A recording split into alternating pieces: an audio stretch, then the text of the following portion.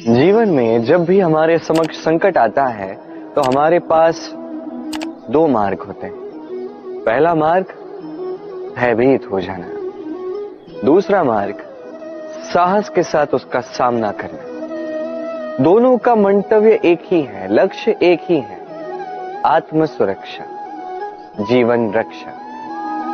किंतु भय को दुर्बल माना जाता है और साहस को आपका बल माना जाता है। कारण यह है कि भय केवल एक प्रतिक्रिया है, वही साहस ये एक निश्चय, एक प्रतिबद्धता है। और साहस के साथ यदि संकट का सामना आप करोगे तो हो सकता है उस संकट का सदा सदा के लिए आप दमन कर दो। क्योंकि संकट जब आता है सर्वप्रथम हमारा द्वंद्व होता है यहां मन। उस संकट का सामना हम यहां करते हैं। यदि इस हृदय को, इस मन को साहसी आप बना दो तो इसमें कभी भय नहीं आएगा और उस संकट का सामना करना सरल होगा, विजय प्राप्त करना सरल होगा। इसलिए निश्चित रूप से साहस अधिक श्रेष्ठ है। जीवन में जब भी कोई संकट आए तो साहस के साथ उसका सामना कीजिए और मेरे साथ प्रेम से कहिए राधे राधे। एक गैया और एक बछड़े में कैसा संबंध होता है। एक गैया अपने बछड़े को पुकार लगाती है और बछड़ा सहस्त्र गैयाओं में से अपनी माता का स्वर पहचान लेता है और अपनी माता से आके लिपट जाता है। अब कुछ ऐसा ही संबंध है आपके कर्मों का और आपके कर्म फल का भी। आप जो कर्म करेंगे, आपके कर्म फल को पुकार लगाएंगे और आपका कर्म फल कहीं ना कहीं से आपको ढूंढते ढूंढते आके आपसे लिपट जाएगा। तो उचित तो यही होगा कि आप सत्कर्म करें, क्योंकि एक बार भले ही ईश्वर आपको आपकी भूल के लिए क्षमा कर दे, आपके कर्म नहीं करेंगे। तो यदि आप दुष्कर्म करने वाले हैं तो आप समझ जाइए। अब यदि आप शुभ कर्म करने वाले हैं तो आप समझ जाइए, जो आपका कर्म होगा आपका फल आपके पास अवश्य आएगा। आज नहीं तो कल, कल नहीं तो कुछ और समय में, किंतु आएगा अवश्य। आइए मेरे साथ प्रेम से कहिए राधे राधे। हम सभी कभी ना कभी जीवन में ईश्वर से कुछ ना कुछ मांगते हैं और ईश्वर जब हमारी मनोकामना पूर्ण करते हैं हम बड़े प्रसन्न हो जाते हैं। परंतु जब ईश्वर हमारी मनोकामना पूर्ण नहीं करते तब हम सोचते हैं, संदेह करते हैं, क्या सच में ईश्वर है? आपको एक बात बता दूं, यदि आपने ईश्वर के समक्ष अपनी इच्छा रखी, अपनी मनोकामना रखी और ईश्वर ने वो पूर्ण कर दी, इसका अर्थ यह है कि ईश्वर जानते हैं कि आपको इसकी आवश्यकता है। किंतु यदि आपने कामना की और वो पूर्ण नहीं हुई तो बस इतना स्मरण रखिए, ईश्वर वो सब देख सकते हैं जो आप नहीं देख सकते।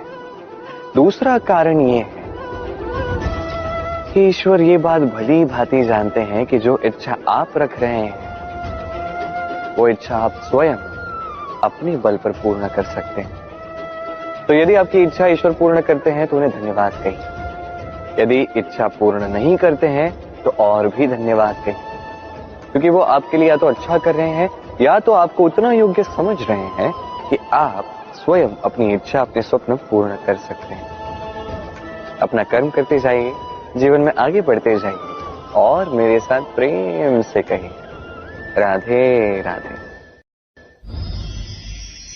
आम और नीम दोनों ही अपने अपने स्थान पे अत्यंत विशेष, अत्यंत श्रेष्ठ। आम हमारी शक्ति बढ़ाता है, वही नीम रोगों से लड़ने की हमारी क्षमता बढ़ाता है। अब आम अत्यंत मीठा होता है और नीम कड़वा होता है। अब क्या इस कारण से नीम को निराश हो जाना चाहिए या स्वयं से घृणा करनी चाहिए कि वो कड़वा है? कदापि नहीं। देखिए, नीम कड़वा है, इसमें नीम का कोई दोष नहीं है, दोष जीवा का है। जिसे मीठा भाता है और कड़वा नहीं भाता। किंतु यदि आप नीम का उपयोग अपने जीवन में नहीं करोगे तो रोगों से लड़ने की आपकी क्षमता बढ़ेगी ही नहीं। तो नींव तो है अत्यंत महत्वपूर्ण। इससे आपको क्या सीख मिले? यही कि कभी भी जीवन में किसी और के मापदंडों पे स्वयं को मत परखिए। आपकी योग्यता, आपकी विशेषता, आपके गुण अवगुण, ये स्वयं आप समझ जाइए, इतना ही पर्याप्त है। आइए और मेरे साथ प्रेम से कहिएगा, राधे राधे। क्या आपने कभी कुएं से जल निकालते हुए किसी को देखा है? एक पात्र को रस्सी से बांधा जाता है, उसे कुएं में डाला जाता है, खींच के तब जल प्राप्त होता है। सरल सी बात है, परंतु कभी ये सोच के देखिए, कुएं में पात्र डालने के पश्चात यदि पात्र सीधा ही रहे तो वो जल में प्रवेश कर ही नहीं सकता। ना जल उस पात्र में प्रवेश कर सकता है, उस पात्र को झुकना पड़ता है, तब जाके जल उसमें प्रवेश करता है, तब जाके खींच के आपकी प्यास बुझती है। अब इसमें जीवन की एक अमूल्य सीख छिपी है, एक सीख जो संसार के हर एक व्यक्ति के लिए महत्वपूर्ण है, और उस सीख का नाम है विनम्रता। संसार में हर एक व्यक्ति को विनम्र होना चाहिए। आप स्वयं को विनम्र बना दीजिए, आपको बड़ों का आशीर्वाद भी प्राप्त होगा, सफलता का साथ भी प्राप्त होगा। आप विनम्र नहीं, कुछ भी टिकेगा नहीं। तो विनम्र रहिए और मेरे साथ प्रेम से कहिएगा, राधे राधे। कभी आपने सोचा है कि वो क्या है जो आपको आगे बढ़ने से रोकता है? जैसे कि आप मार्ग से चल रहे हैं, पांव में मोच आपको आगे बढ़ने से रोकती है। वैसे जीवन में छोटी सोच आपको आगे बढ़ने से रोकती है। देखिए, यदि एक चाक है जो टूटी हुई है, वो आपको मिट्टी के पात्र नहीं बनने देती। उसी प्रकार किसी से ईर्ष्या करना आपको महान नहीं बनने देता। मैं ऊंचा हूं और वो नीचा है, ये विचार कभी आपको ऊंचे उठने नहीं देता। मन से सारे विकार, ईर्ष्या, मोह, लोभ, लालच सब निकाल फेंकिए।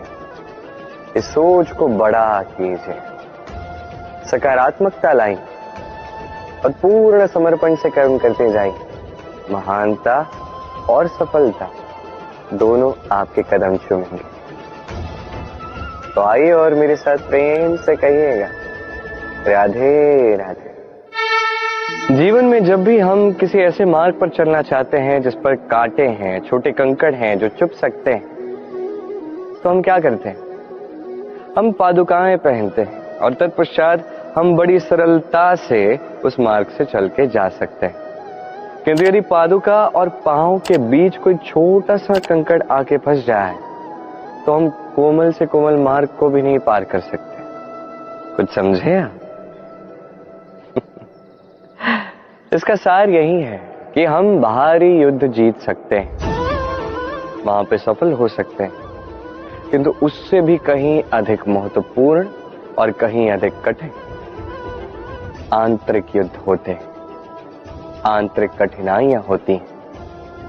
लोभ, मोह, क्रोध, लालच, भय, यदि ये आपके भीतर है तो आप संसार के किसी भी स्तर तक पहुंच जाइए, कितना भी बड़ा युद्ध जीत जाइए, आपको संतुष्टि नहीं मिलेगी। तो सर्वप्रथम स्वयं को सुधारें, तत्पश्चात इस संसार को जीतें और उससे पहले मेरे साथ प्रेम से कहें, राधे राधे।